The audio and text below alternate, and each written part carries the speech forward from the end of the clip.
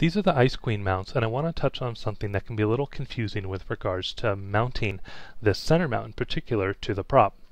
Now normally when you're mounting any of these to the props, you're going to take your zip tie and slide it from the back of the prop through the mount, through the prop, out the other side, and secure it like this.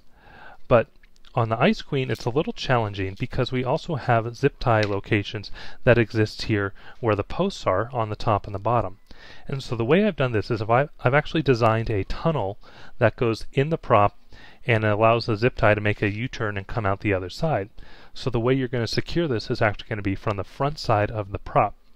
So I recommend starting with this first because it's a little tricky to get it aligned and get it all to fit. So it's easiest to kind of fit this from the front side before you tighten the zip ties down.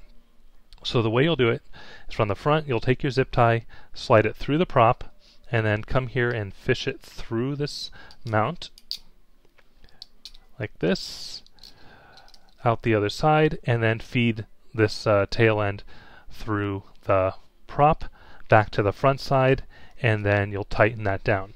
Now I recommend doing both this top and bottom, so doing both of these first, getting that secured, then flipping the prop over, and then doing the other ones, getting those fed through, and then cinch it all down and tighten it up. And that is how you fish the zip ties through these integrated tunnels that exist on the Ice Queen.